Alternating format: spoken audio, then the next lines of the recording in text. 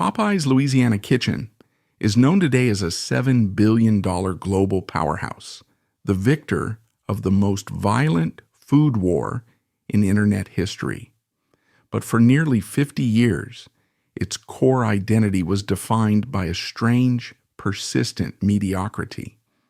The company was founded in 1972 by Copeland, a flamboyant speedboat racing millionaire who built his empire on a spicy Cajun recipe designed to rival KFC. However, his ambition destroyed the company. A disastrous, debt-fueled acquisition in 1989 bankrupted the brand, leaving it in a state of zombie-like stagnation for decades. It was the sleeping giant, a beloved but boring regional chain that was slowly dying of old age. But in 2019, that giant woke up. In a single calculated week, Popeyes launched a chicken sandwich that didn't just sell out, it triggered a cultural mania. It caused riots in the streets, generated billions of views on Twitter, and fundamentally rewrote the rules of modern marketing. As of 2025, under the ownership of Restaurant Brands International, Popeyes is no longer a relic of the 70s. It is a case study in how a single viral product can weaponize the internet to resurrect a dead brand. The street kid who became a king. Long before the billions of dollars and the global fame, the story of Copeland began in the humid, desperate poverty of the St. Thomas housing projects in New Orleans. It was here in the 1950s that the chaotic soul of Popeyes was truly defined. This brutal, concrete world served as a crucible for young Alvin, teaching him a singular, unforgiving lesson. In this life, if you are not loud, you are invisible. And if you are invisible, you starve. Copeland was not born into the culinary aristocracy of the South. He was a street kid, abandoned by his father at a young age, leaving his mother to raise 3 children in a state of near destitution that left a permanent gnawing hunger in Al's belly. A hunger not just for food, but for significance. He dropped out of high school at 16, not because he lacked intelligence. On the contrary, he possessed a ferocious, feral ingenuity that no classroom could contain, but out of sheer economic necessity. He needed cash, and he needed it immediately. He worked as a soda jerk, learning the rhythm of the counter, and he stood for endless sweating hours as a donut cutter at Tasty Donuts, watching the dough rise and fall in the boiling grease, hypnotized by the alchemy of sugar and fat. It was there, amidst the heat and the sweet smell of frying dough, that he internalized the fundamental unwritten truth of the American food industry. The product doesn't have to be healthy. It doesn't have to be sophisticated. It just has to make people feel good, and it has to offer a cheap, momentary escape from the drudgery of their daily lives.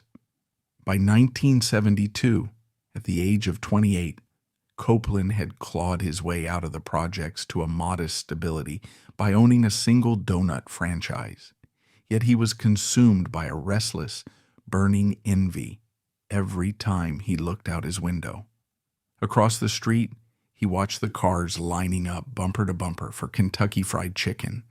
In the early 1970s, KFC was not merely a restaurant. It was a utility, a machine that printed money by selling buckets of mild, pressure-cooked chicken to the masses who were too tired to cook. Copeland stood in his empty donut shop, calculating the margins in his head, and realized with a jolt of clarity that while he was selling donuts for pennies, the Colonel was selling dinner for dollars. With the characteristic arrogance that would propel him to the stars and then burn him to ash, he decided he didn't just want a slice of that pie, he wanted the whole bakery. He scraped together every cent he had, leveraging his donut shop to the hilt and borrowing money from skeptical family members to raise $100,000, a fortune for a kid from the projects. In June 1972, in the working-class blue-collar suburb of Araby, Louisiana, he opened his challenger, christening it Chicken on the Run. In this inaugural venture, Al Copeland made the only conservative, timid mistake of his entire life. He tried to be smart instead of being authentic. He analyzed the market with a cold, logical eye and concluded that since KFC sold mild chicken, the public obviously wanted mild chicken. He hired food scientists, he ran focus groups, and he perfected a recipe that was smooth, inoffensive, and broadly appealing. It was a catastrophe. The grand opening was a ghost town because Al Copeland had forgotten where he was. He was in New Orleans, a city where even the breakfast sausage is spicy, where the air smells of cayenne and garlic.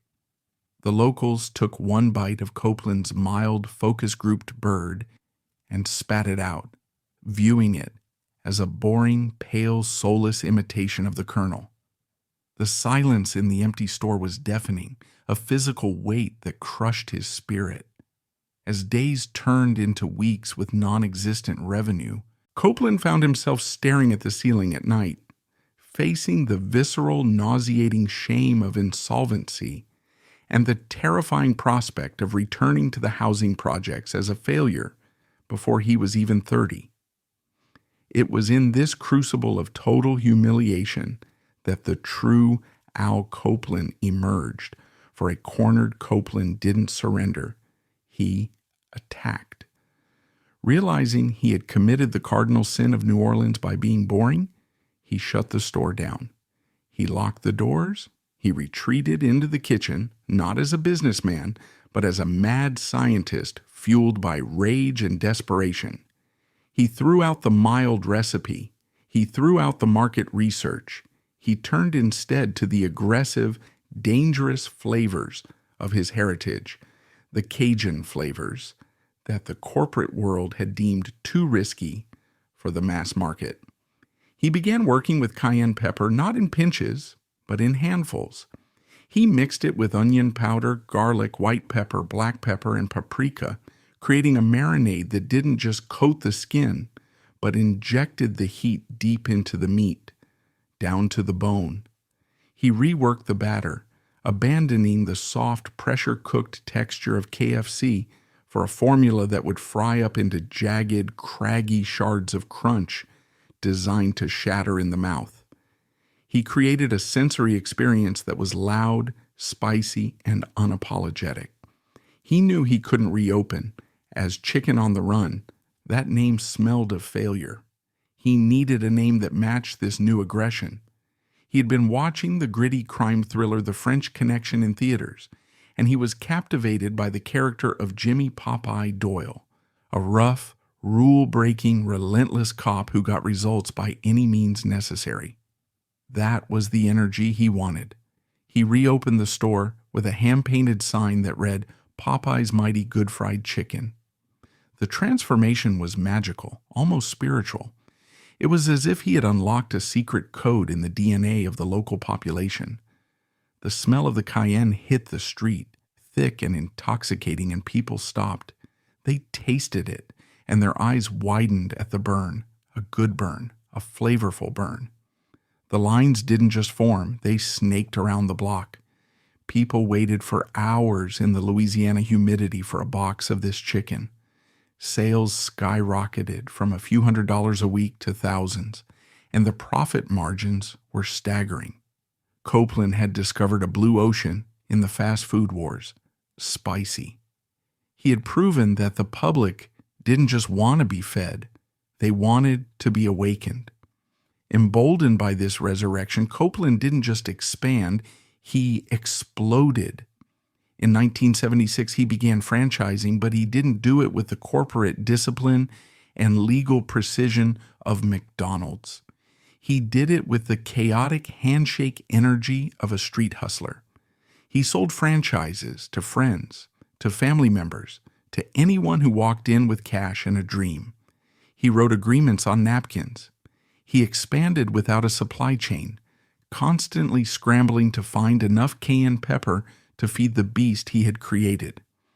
By 1980, Popeyes had grown from a single failure in Araby to a chain of over 100 stores generating $50 million in revenue. Al Copeland had become the king of New Orleans, and the 1980s, the decade of greed and excess, would become his stage. He didn't hide his wealth, he weaponized it. He wanted the world to know that the poor kid from St. Thomas had won. He built a mansion in Métairie that was a monument to excess, a neoclassical wedding cake of a house with 4-story columns and a garage full of Rolls-Royces and Lamborghinis. He became a local folk hero, starring in his own commercials, flashing diamond rings and a capped tooth smile that promised a good time. But his true obsession was speed. He didn't just want to sell chicken fast, he wanted to go fast. He founded Popeyes Offshore, a professional powerboat racing team featuring 50-foot, 2,000-horsepower monsters that screamed across the water at 100 miles per hour. He piloted them himself, risking his life every weekend for the adrenaline and the applause, becoming a symbol of a brand that lived on the edge. But beneath the blinding neon lights of the mansion and the roar of the speedboats, the foundation of the Popeyes empire was trembling under the weight of its own chaotic expansion. By the mid-1980s, the company was less a disciplined corporation and more a feudal kingdom ruled by the whims of a mercurial monarch. The FDA and health inspectors were not just circling.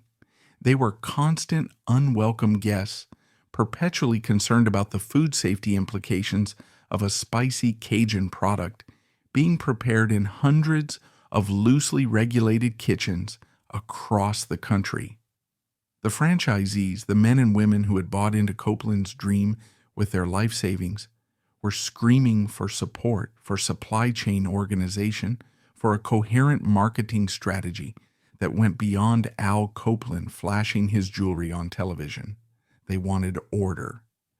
But Al Copeland had no interest in order. He was addicted to conquest. To him, stability was stagnation, and stagnation was death. He ran his boardroom exactly like he raced his boats, full throttle, eyes on the horizon, ignoring the engine warning lights flashing red on the dashboard. By 1989, Popeyes had grown to over 700 stores, a staggering achievement for a brand that had been bankrupt 17 years prior. It was a massive success by any rational metric. But Al Copeland was not rational. He was a racer, and racers do not settle for the bronze medal. He looked at the national market rankings and saw a reality that gnawed at his pride. He was still number 3. Number 1 was KFC, the untouchable, ubiquitous giant that defined the category. But number 2 was Church's Chicken. Church's was an older, more conservative chain based in Texas. It was the establishment chicken, bland, steady, corporate, and efficient. It was everything Al Copeland was not. It represented the safe, boring path that he had spent his entire life rebelling against. A prudent CEO would have focused on organic growth, on fixing the operational cracks in his own foundation, on slowly chipping away at the competitor's lead. But Copeland saw Church's not as a competitor to be outpaced, but as prey to be devoured. In 1989, fueled by the unchecked hubris of the decade and the easy, intoxicating credit of the junk bond era, Al Copeland made the decision that would define his tragedy. He decided that the little company would swallow the big one. He launched a hostile takeover of Church's Chicken. It was a move of breathtaking, reckless audacity, a financial maneuver so aggressive it stunned Wall Street. Popeyes was the smaller entity, yet it was attempting to acquire a rival with more stores and a larger footprint. The price tag was nearly $400 million. Copeland didn't have the cash. He didn't have anywhere near the cash. But he didn't care. He turned to the predatory lenders of the late 80s. The merchants of debt who were all too happy to finance a gambler with a winning streak. He leveraged everything, his company, his real estate, his future profits, his entire legacy, to secure the loans. He believed with the racer's blind, unshakable confidence that he could buy churches, strip it down to its studs, impose his spicy genius on its bland menu, and use the combined cash flow of the two giants to pay off the debt in record time. He envisioned a dual-brand empire where he would rule the entire chicken world, flanked by his two armies. He fought a bitter public battle for control, eventually winning the deal.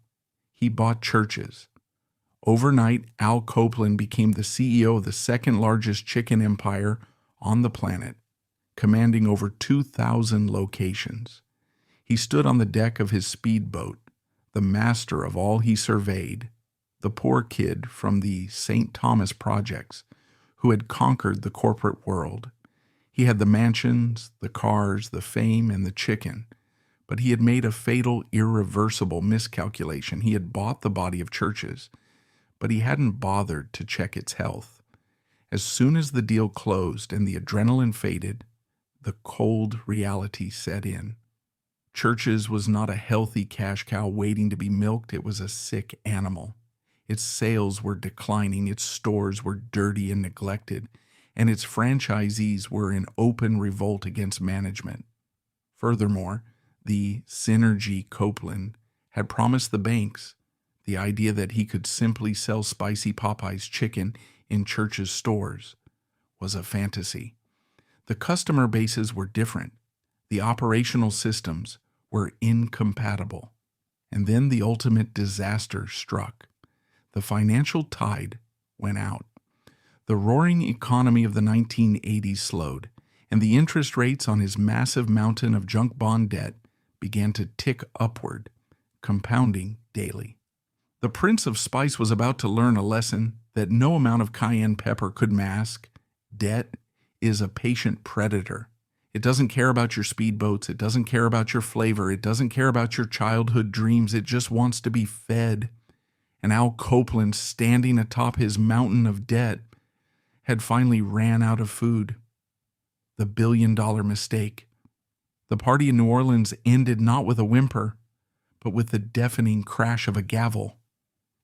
As the 1990s dawned, the aggressive, neon-soaked optimism of the previous decade evaporated, replaced by a cold, gray financial reality that Al Copeland, for all his street smarts, could not outmaneuver. The acquisition of Church's Chicken, which he had viewed as his coronation as the king of chicken, had instead become his tomb. The debt was not merely a burden.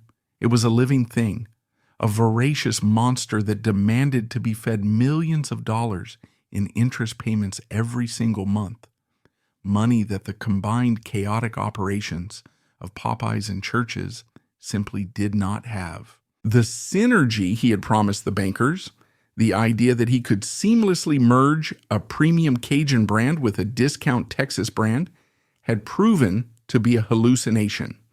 The cultures clashed, the franchisees revolted, and the cash flow dried up. Copeland found himself in a position that was alien to his nature. He was helpless.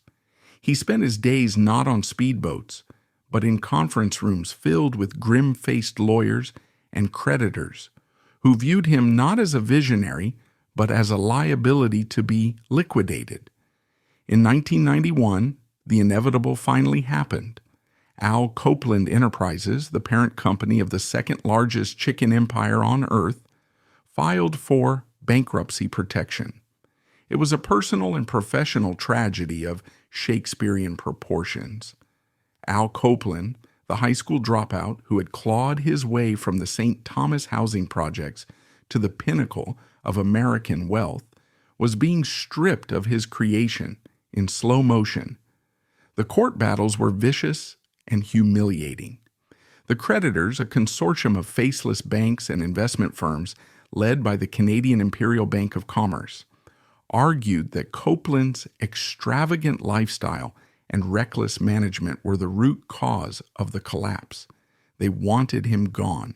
They wanted to seize his stores, his trucks, his logos, and his legacy.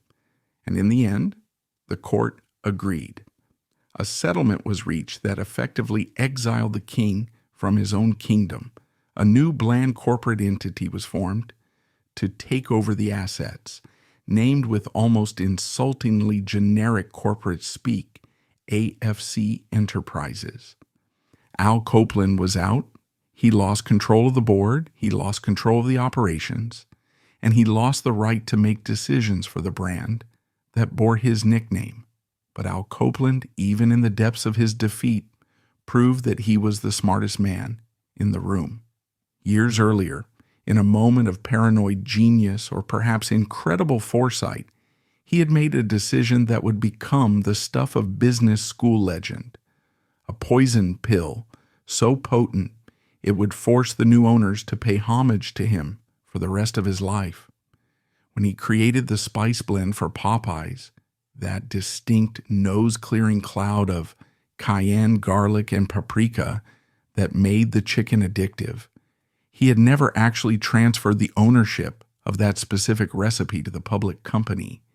He had kept the intellectual property of the spice mix in a separate, private entity owned solely by Al Copeland. He had effectively separated the body of the chicken from its soul. When the bankers from AFC Enterprises finally seized the keys to the kingdom, they realized with dawning horror that they owned the restaurants, the fryers, the real estate, and the name on the door, but they did not own the flavor. Without Al Copeland's proprietary spice blend, Popeyes was nothing more than salty, generic fried bird. It was chicken on the run all over again. They could fire Al Copeland, the CEO, but they could not fire Al Copeland, the flavor architect. The new owners, despite their billions in assets and armies of lawyers, were forced to come to the table and negotiate with the man they had just deposed. The resulting deal was Al's final victory. AFC Enterprises agreed to pay Copeland's private spice company a royalty for every pound of spice used, an arrangement that would net him an estimated $3.1 million a year, every year, for life, just to keep the chicken tasting like Popeyes. He had lost the crown, but he had retained the magic, ensuring that every time a customer took a bite of spicy chicken anywhere in the world, a few pennies would find their way back to the boy from the projects. With the Prince of Spice officially exiled to a lucrative retirement, the chaos era of Popeyes ended, and the corporate era began. And it was, by comparison, profoundly boring. For the next 2 decades, from the early 1990s through the late 2000s, Popeyes entered a strange state of suspended animation. It became a zombie brand. Under the management of AFC Enterprises, the goal was no longer conquest or speed. It was stabilization. The new leadership was comprised of professional managers, accountants, and operations experts who viewed the company not as a passion project, but as a distressed asset that needed to be cleaned up for a future sale. They ruthlessly cut costs, standardized kitchen procedures, and smoothed out the rough, inconsistent edges of Copeland's chaotic franchising model. They brought order to the galaxy, but in doing so, they dimmed its light. The brand continued to grow, expanding into international markets like Korea, Canada, and the Middle East, but it did so quietly, organically, without the swagger or the noise of the Copeland years. It became a solid, reliable, mid-tier fast food chain, a place you went because it was there, not because it was a cultural event. This era of stagnation coincided with a shift in the American fast food landscape that would leave Popeyes dangerously exposed. While AFC was busy balancing the books, the restaurant world was evolving. The fast casual revolution was beginning, with brands like Chipotle and Panera promising higher quality ingredients. But more dangerously, a new rival was rising in the chicken sector, one that represented the polar opposite of everything Popeyes stood for. While Popeyes was New Orleans, gritty, chaotic, indulgent, and sometimes inconsistent, this new challenger was Atlanta. It was clean. It was polite. It was efficient. It was Chick-fil-A. Throughout the 1990s and 2000s, Chick-fil-A, a family-owned chain that had started in shopping malls, began an aggressive expansion into standalone restaurants that was terrifying in its precision. They didn't sell spice, they sold service. They identified the one fatal weakness of the entire fast food industry, the fact that it was often a miserable, dirty, rude experience involving underpaid teenagers shouting into microphones. And they fixed it. They gentrified fried chicken. They made it safe for suburban mothers and office workers. They introduced My Pleasure, fresh flowers on the tables, and bathrooms that were cleaner than those in most homes. By the 2000s, the contrast between the two brands had become a stark reflection of a divided America. Chick-fil-A was the culinary embodiment of the suburbs, organized, prosperous, and fiercely efficient. It generated more revenue per store than any other restaurant chain in the country, surpassing even McDonald's and Starbucks in unit velocity, a feat achieved while being closed one day a week. It was a cultural phenomenon that signaled safety and consistency. Popeyes, on the other hand, had become the other chicken place. It was the brand of the urban strip mall and the highway exit. It was the dirty but delicious alternative, a place where you went for the food but endured the experience. The brand was suffering from a profound identity crisis. It was trapped in a value perception, seen as cheap food for poor people, while Chick-fil-A was successfully selling premium food to the middle class. The sleeping giant was drifting toward cultural irrelevance. The ghost of Al Copeland seemed to haunt the company in the most frustrating way possible. The brand had retained the flavor he created, but it had lost the fire he lived by. This era of stagnation reached its peak in the mid-2000s. Popeyes was profitable, generating about $3 billion in system-wide sales. But growth was flat and uninspired. It had become a dividend stock, a boring asset for boring investors, essentially a utility company that sold biscuits. The leadership at AFC Enterprises was managing the decline rather than fighting for the future. But in the high-stakes, zero-sum world of modern high finance, boring is blood in the water. In 2017, the sharks began to circle, but these weren't the panicked bankers who had stripped Al Copeland of his assets in 1991. This was a new breed of predator, colder and far more dangerous. This was Restaurant Brands International. RBI was a Canadian-American multinational fast food holding company backed by the legendary Brazilian investment firm 3G Capital, the same ruthless financial architects who had bought and merged Burger King and Tim Hortons. They were known in the industry for one thing: zero-based budgeting, a philosophy of aggressive, unsentimental cost-cutting, where every dollar of expense had to be justified from scratch every single year. They didn't buy companies to nurture their souls. They bought them to strip mine their inefficiencies and optimize their profits. When the executives at RBI looked at Popeyes, they saw something the rest of the market had missed. They didn't see a rundown, slow-service chain with aging decor. They saw a culinary Ferrari being driven by a grandmother. They looked at the consumer data and saw a tantalizing anomaly. Despite the terrible service, despite the lack of national advertising, despite the decaying infrastructure, customers still came back. Retention rates were defying gravity. Why? Because of Al Copeland's spice. The product itself, the actual physical chicken, was gold. In blind taste tests conducted by RBI's researchers, Popeyes' Cajun bone-in chicken consistently destroyed the competition. including Chick-fil-A. The problem wasn't the food. The problem was the vehicle delivering it. RBI realized that Popeyes was suffering from an awareness problem and an operational problem, not a product problem. It was a sleeping giant waiting to be woken up by a bucket of cold water. In 2017, RBI announced it was acquiring Popeyes Louisiana Kitchen for $1.8 billion. For the old guard franchisees and the longtime employees in Atlanta, this was a terrifying development. RBI was notorious for slashing corporate staff, removing perks, and demanding brutal efficiency from its franchise partners.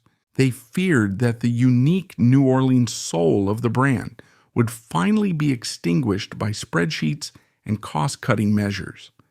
But RBI had a different plan, one that surprised everyone. They didn't want to make Popeyes cheaper. They wanted to make it louder. They installed a new leadership team, injected capital into technology, and began the slow, painful work of cleaning up the operations. But most importantly, they looked at the market landscape and asked a simple, dangerous question that the previous management had been too timid to ask. Why are we letting Chick-fil-A win? They analyzed the battlefield and realized that Chick-fil-A dominated the market, not with bone-in chicken legs and thighs, which was Popeyes' specialty, but with a single perfect product, the chicken sandwich. A fried breast on a buttered bun with 2 pickles? That was it. It was a multi-billion-dollar empire built on a sandwich. Popeyes, for 45 years, had stubbornly remained a bone-in chicken place. They sold buckets. They sold family meals. They didn't have a sandwich. They were fighting a 21st century war with 20th century weapons, forcing customers who wanted a quick lunch to go to Chick-fil-A simply because you couldn't eat a Popeyes drumstick while driving a car. The new leadership at RBI realized that to unlock the brand's value, they didn't need to invent something new. They just needed to point Al Copeland's flavor weapon in a new direction. They issued a challenge to their test kitchens in Miami. Build us a weapon. Build us a sandwich. But don't just build a copy of Chick-fil-A. Build a sandwich that Al Copeland would have been proud of. The challenge issued by RBI was deceptive in its simplicity. Creating a chicken sandwich sounds easy, but creating a sandwich capable of dethroning an icon is a feat of culinary engineering. For 2 years, from 2017 to early 2019, the Popeyes test kitchen in Miami became a laboratory. The chefs weren't just cooking, they were solving a physics problem. They dissected the Chick-fil-A sandwich and identified its key components, simplicity and texture. But they also identified its weakness. It was polite. It lacked the aggressive sensory overload that was the core DNA of Popeyes. They knew they had to build a sandwich that didn't just taste good but felt like an event. They started with the bread. A standard burger bun was too flimsy. It would dissolve under the weight of a heavy fried breast. They needed something structural yet luxurious. They settled on a brioche bun, buttery, slightly sweet, with a high sheen that looked incredible in photographs. It was a premium cue, signaling to the customer that this was not fast food. This was a restaurant meal. Then came the pickles. Standard fast food pickles are thin, limp, and vinegary. Popeyes sourced barrel-cured pickles that were cut thicker, providing a loud, audible crunch that would cut through the richness of the fried batter. They tested mayo to spice ratios for the sauce, dialing in a heat level that was spicy enough to be Louisiana, but accessible enough for a minivan mom in Ohio. But the centerpiece, the nuclear warhead of the sandwich, was the batter itself. This was the hardest part. A bone-in chicken thigh can fry for 15 minutes, developing a thick, craggy crust. A boneless breast dries out quickly. The team had to re-engineer Al Copeland's original batter formula, creating a coating that would adhere to the smooth surface of a breast and shatter like glass upon impact, while keeping the meat inside juicy. They ran hundreds of tests. They held blind tastings where executives sat in silence, chewing, nodding, and sending the chefs back to the drawing board.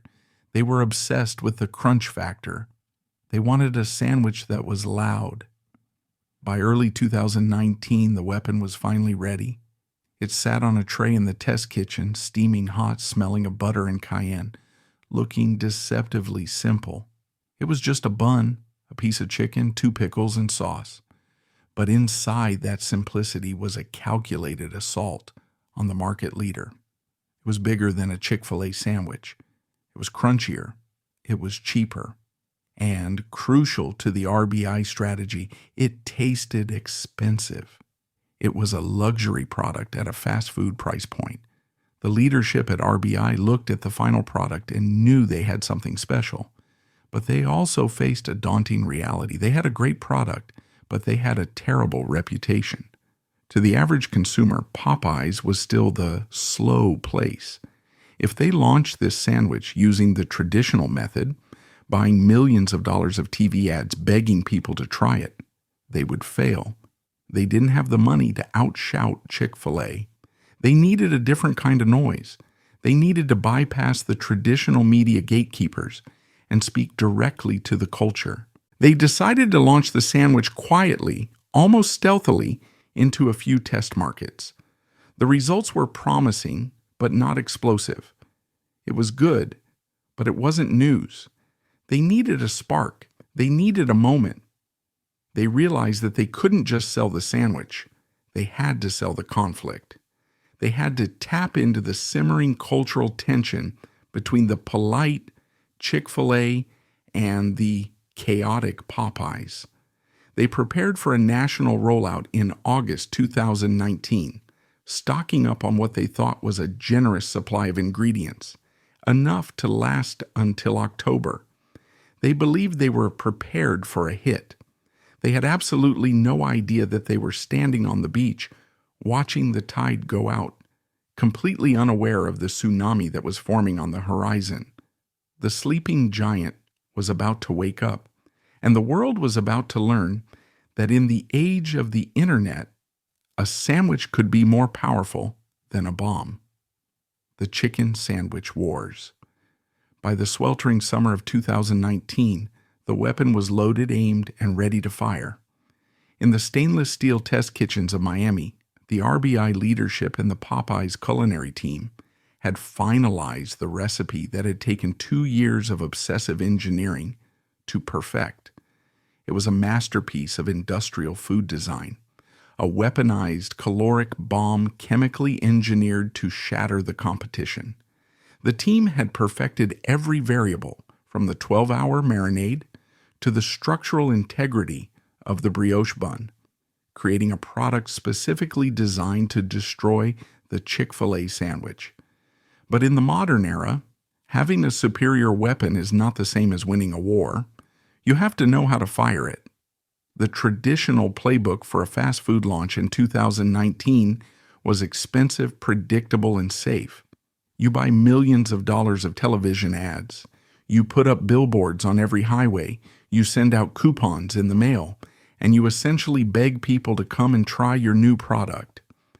This was the strategy that had failed Popeyes for decades because they didn't have the budget of McDonald's to shout loud enough, nor the polite reputation of Chick-fil-A to rely on goodwill. If they played by the old rules, they would lose. So the leadership at RBI and their ad agency, GSD&M, decided to play a new game. They decided to launch the sandwich not into the television sets of America, but into the only place where chaos is a currency and where the underdog has a fighting chance, the internet. This is the moment we must pause and zoom in, for this is the precise point of the diversification pivot, where Popeyes stopped being a company that sold chicken and became a company that sold hype. On August 12, 2019, the sandwich quietly appeared on menus nationwide. There were no Super Bowl commercials. There was no massive press conference. It was a soft launch, a strategic whisper designed to test the operational readiness of the kitchens. And for a week, it performed well. It was selling, people liked it. Word of mouth was spreading in local communities. It was a solid, successful, conventional product launch. The executives breathed a sigh of relief. The product was viable. And then, on August 19th, 2019, the giant woke up, and in a moment of hubris that would go down in marketing history, it accidentally committed suicide. Chick-fil-A, the undisputed king of the chicken sandwich, the Goliath that had successfully ignored Popeyes for 40 years, made a fatal mistake. They got nervous. They saw the buzz building on social media, the early reviews claiming the Popeyes sandwich was better, and they decided to assert their dominance. The Chick-fil-A social media team posted a tweet. It was subtle, passive-aggressive, and typically polite. It listed the ingredients of their original sandwich, bun, chicken, pickles, with the caption, "Bun plus chicken plus pickles equals all the for the original." It was a subtweet, a gentle, condescending pat on the head to the upstart rival, a reminder to the public that there was only one king. In the war room at GSD&M and at the RBI headquarters in Miami, the team saw the tweet. The air in the room changed. They had a choice. They could ignore it, taking the high road. They could post a polite corporate response about how their sandwich was good too. Or they could do something that Al Copeland, the street fighter from Aribi, would have done. They could punch back. A social media manager, tapping into the raw, combative energy of the brand's heritage, quoted the Chick-fil-A tweet and added 2 words. 2 simple, African-American vernacular English words that sounded like something a real person in New Orleans would say, not a corporation in a boardroom. Y'all good? It was perfect. It was Southern. It was dismissive. It was confident. It was a challenge. And when they hit send, the internet exploded. This was the diversification into meme culture, a pivot that no amount of money could buy. The tweet didn't just go viral, it acted as a lightning rod for a decade of pent-up cultural tension. You have to understand the context of America in 2019. Chick-fil-A was the conservative brand, the closed-on-Sunday brand, the brand associated with suburban, white, middle-class order, and, controversially, donations to anti-LGBTQ causes. Popeyes was the chaos brand, the brand of New Orleans, diverse, urban, gritty, and open on Sundays. Black Twitter, the most powerful cultural force on the internet, seized onto the narrative immediately. They turned the chicken sandwich war into a referendum on identity. Choosing a sandwich became an act of tribal loyalty.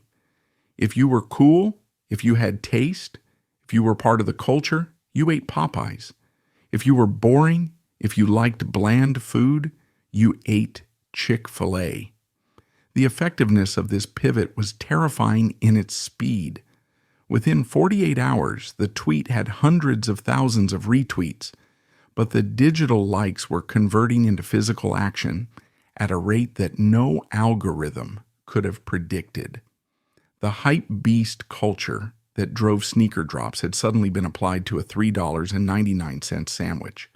People didn't just want to see the sandwich, they wanted to participate in the meme. They wanted to post a photo of themselves holding the orange wrapper as proof of their cultural currency. They rushed to the stores. And this is where the story turns from a marketing triumph into a logistical tragedy. The Popeyes system, the aging kitchens, the underpaid staff, the supply chain designed for a sleeping giant selling bone-in chicken, was completely, utterly unprepared for a tsunami. RBI had projected they would sell about 60 sandwiches per store per day. Suddenly, stores were facing orders for 600 or 1,000. Lines formed around blocks. Drive-through lanes backed up into highways, causing traffic jams that required police intervention. People waited for 2, 3, 4 hours in the August heat. But unlike the joyful lines at the Jollibee opening in 1997, these lines were tense. They were manic. The war became literal. As supplies ran low, the mood turned ugly. There were fist fights in drive-thrus. In Houston, a man pulled a gun when told the sandwiches were sold out. In Maryland, a customer was fatally stabbed in an altercation over line cutting. The employees, the people making minimum wage in 90-degree kitchens, were pushed to the breaking point. They were working 12-hour shifts without breaks, breading thousands of chicken breasts by hand, screaming orders over the roar of the crowd. It was a scene of industrial carnage. This was the dark side of viral marketing. The internet thought it was funny. The memes were hilarious. But on the ground, it was a humanitarian crisis. By August 27th, just 2 weeks after the fateful "Y'all good" tweet, Popeyes made a stunning announcement that would have been considered a death sentence in any previous era of business. They were out. They had sold through their entire inventory. The supply of brioche buns, of barrel-cured pickles, of special spicy mayonnaise, it was all gone. The inventory that the supply chain experts had projected would last until October had been consumed by a ravenous public in 14 days. They officially suspended sales of the sandwich. To a traditional MBA student or a logistics manager, running out of your core product is the ultimate failure. It represents millions of dollars in missed revenue and a breach of trust with the customer. But in the new economy of hype, where value is determined not by availability, but by exclusivity, this was the ultimate victory. The scarcity didn't kill the momentum. It poured gasoline on it.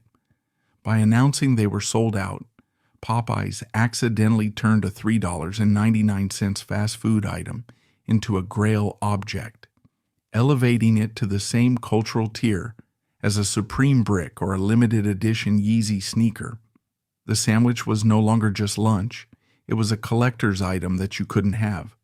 For 2 agonizing months, the sandwich was gone. The absence kept the conversation alive far longer than any advertising campaign could have. It became a legend, a ghost story told on Twitter. Customers who had tasted it bragged about their experience like they had seen a rare concert, those who hadn't waited in restless anticipation. During this hiatus, RBI and Popeyes worked frantically behind the scenes, not just to restock, but to rebuild their entire infrastructure. They hired thousands of new employees. They secured new supply lines for brioche, and they retrofitted kitchens to handle the volume. They knew that the return couldn't just be a restock, it had to be a drop. When they finally brought it back on November 3rd, 2019, deliberately timed to coincide with National Sandwich Day, it wasn't a product launch. It was a national holiday. The lines returned, but this time there was a sense of inevitability. The sales exploded again, proving that the initial viral moment wasn't a fluke, but a permanent shift in consumer preference. The financial impact of this single event, this single diversification from selling chicken into selling internet culture, is almost impossible to overstate. In the fourth quarter of 2019, Popeyes' same-store sales didn't go up by a respectable 5% or a healthy 10%. They went up by 38%. It was a number that defied gravity, a statistical impossibility in the mature, slow-growth world of fast food, where a 2% gain is cause for celebration. This surge added an estimated $1 billion to the brand's system-wide sales in a single year, lifting the stock price of the parent company, RBI, to record highs and validating their $1.8 billion acquisition in a single stroke. But the effectiveness went far beyond the immediate cash flow. The chicken sandwich war had resurrected the dead. Popeyes was no longer the dusty old brand your grandparents ate. It was the coolest brand in America.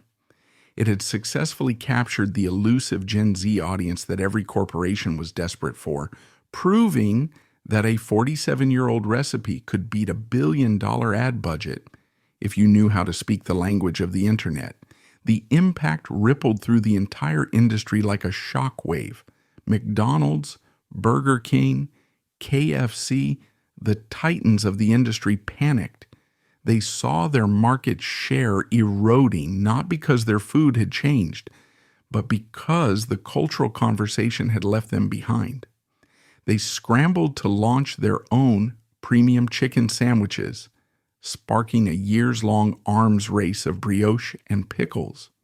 Popeyes had single-handedly forced the entire $200 billion fast food industry to pivot to chicken. But there was a cost to this victory, a human debt that didn't appear on the balance sheet.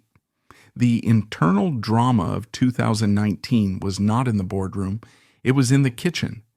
The relationship between corporate headquarters and the minimum wage workers was permanently strained. The meme had made the company rich, but it had burned out the human engine that kept it running. As the smoke cleared in 2020, Popeyes stood victorious. They had won the war. They had slain Goliath. They had transformed from a regional player into a global icon. But the question remained, what do you do after you win the war? The hype cycle is short. A meme lasts for a month. A sandwich lasts for a lunch.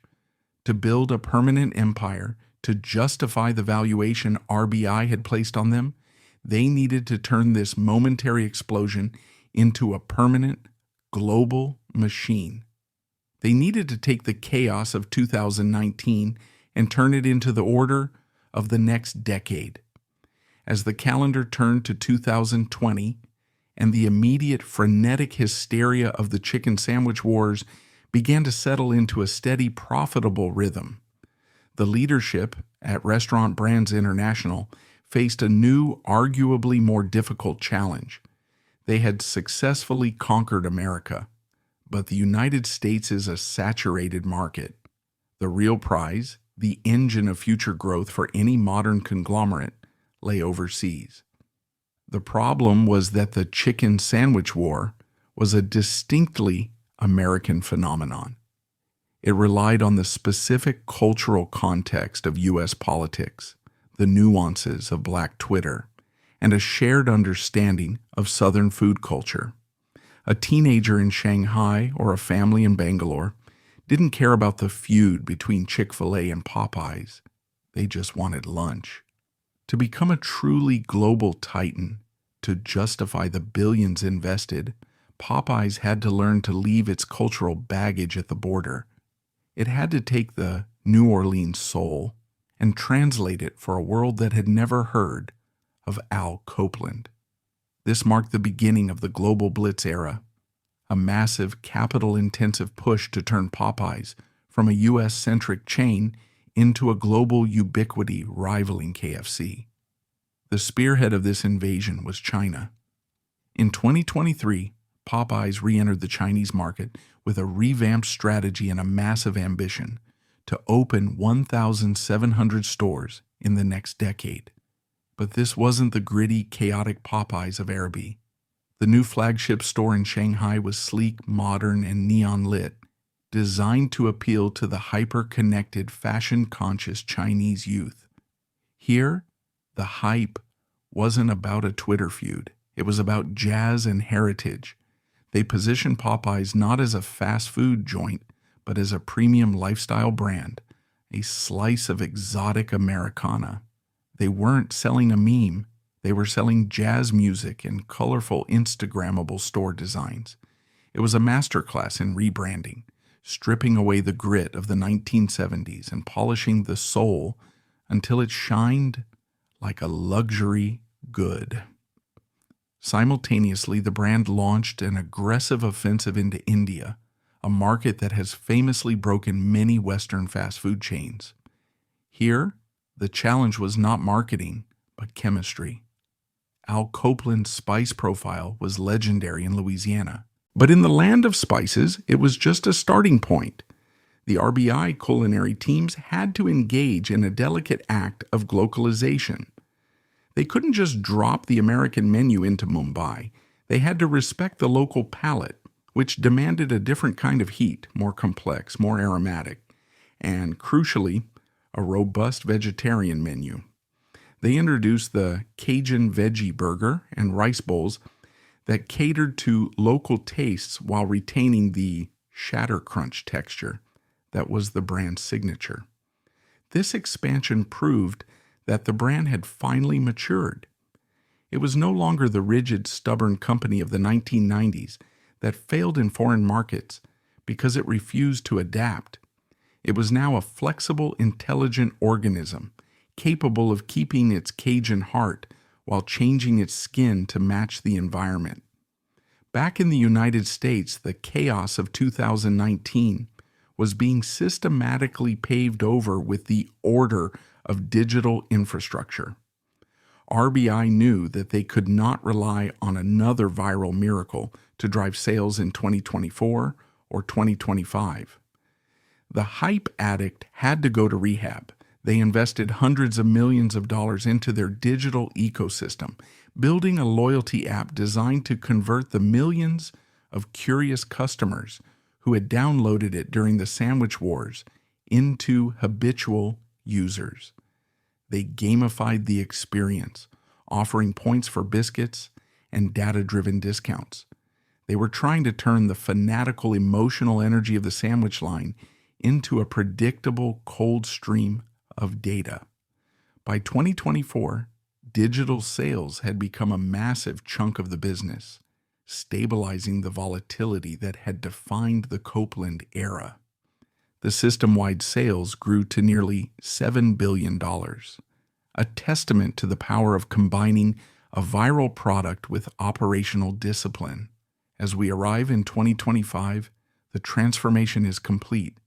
Popeyes is no longer the sleeping giant. It is awake, it is armored, and it is marching.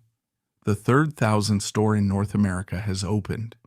The expansion into Europe, France, Poland, Czech Republic is accelerating. The internal drama of the past, the bankruptcies, the lawsuits, the fights with Copeland, has been silenced by the hum of efficiency. Yet even in this polished, globalized era, the ghost of Copeland remains. It is there in every bite of the spicy chicken that is now being eaten in Paris and Beijing. It is there in the bold marketing that still dares to poke fun at competitors. The company has successfully industrialized its founder's personality. It has taken the lightning he caught in a bottle in 1972 and built a global power grid to distribute it. The diversification strategy, from mild to spicy, from bone-in to sandwich, from analog to digital, from local to global, has saved the brand. Popeyes has proven that you can, in fact, scale a soul, provided you are willing to wrap it in a very efficient, very expensive corporate package. What happens? When chaos meets corporate discipline, as the smoke cleared from the chicken sandwich wars in 2020, Popeyes Louisiana Kitchen found itself in a position that Copeland, in his wildest speedboat-racing dreams, could never have imagined. The brand had won. It had defeated Chick-fil-A in the court of public opinion. It had generated $1 billion in new sales. It had become the most culturally relevant food brand on the planet. But as the company looked toward the horizon of 2025, the leadership at Restaurant Brands International faced a terrifying question, one that haunts every rock star after their first #1 hit. What happens when the music stops? The story of Popeyes is not just a story about chicken. It is a profound multi-generational lesson in the necessary tension between chaos and order. For 50 years, the company oscillated violently between these two poles, and each nearly destroyed it. Copeland was the avatar of pure chaos, brilliant, creative, and reckless. He gave the brand its soul, its spice, and its identity, but his lack of order destroyed its financial foundations. The zombie era of the 1990s and 2000s was the avatar of pure order, safe, corporate, and managed decline. It saved the balance sheet, but it nearly killed the brand spirit by boring the consumer to death. The ultimate lesson of the 2019 resurrection is that true greatness in the modern marketplace only happens when you manage to harness both forces simultaneously.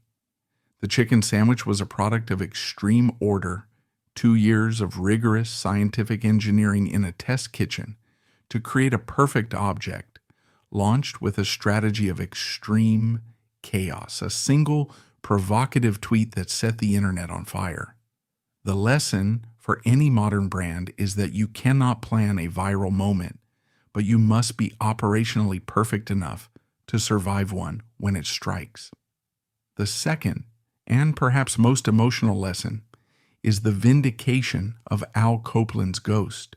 For decades, the business world viewed Copeland as a cautionary tale, a caricature of 1980s excess.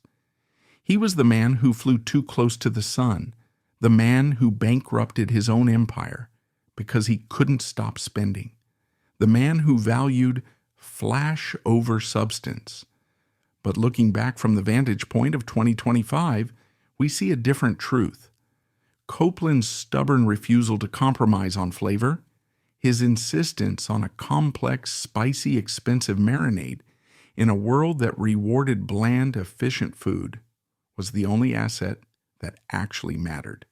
In the long run, financial engineering can be fixed, debt can be restructured, supply chains can be optimized, but a mediocre product is a terminal illness.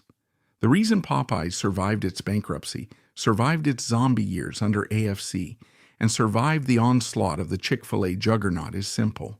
The food tasted better. Copeland taught us that in an industry obsessed with speed and price, flavor is the ultimate defensive moat. You can copy a business model, you can copy a logo, but you cannot copy a soul that has been marinated for 12 hours. His poison pill, retaining the rights to the spice, was not just a financial trick. It was a guarantee that the corporate bean counters could never dilute the essence of what he built. However, the transition into the 2020s and 2020s teaches us a colder, harder lesson about the realities of globalization. The chicken sandwich war was a distinctly American phenomenon. It relied on the specific cultural context of U.S. politics, Black Twitter, and the Southern identity. To become a truly global giant, Popeyes had to learn to leave that baggage at the border. The aggressive expansion into China, aiming for 1,700 stores, and the surge into India required a new kind of discipline. It required glocalization. In these markets, the New Orleans story is less important than the local palate. The brand had to adapt its legendary spice levels, reducing the heat for some regions while amping up the crunch for others, introducing vegetarian options in India and tea-based drinks in China. The lesson here is that a brand's heritage is a launch pad, not a cage. To grow from $3 billion to $7 billion, Popeyes had to stop being a Louisiana kitchen and start being a global kitchen that just happened to speak with a Southern accent. It proved that you can scale a cult brand, but only if you are willing to let the cult evolve into a church. Finally, the story of Popeyes is a warning about the addiction to hype. The 38% sales jump in 2019 was a drug. It created year-over-year comparisons that were impossible to match. For the last 5 years, the company has been fighting the gravity of its own success, trying to prove to Wall Street that it is a sustainable business, not just a meme stock. The leadership at RBI has had to work tirelessly to convert the curious customers of 2019 into the habitual customers of 2025. They have done this by investing heavily in digital loyalty programs, effectively trying to turn the chaotic energy of the sandwich line into the predictable data stream of an app. They are trying to turn fans into users. This is the hard, unglamorous work of empire building. It teaches us that a viral spike is not a business strategy. It is a liquidity event. The real work begins when the retweets stop and you have to convince a customer to come back on a rainy Tuesday in November just because they are hungry. Today, Al Copeland is gone. The speedboats are docked. The neon lights of his mansion are dim. But his creation is more alive than ever. Popeyes is no longer the scrappy underdog fighting for scraps in Arabi. It is a titan. It sits at the high table of global fast food, flanked by McDonald's and KFC.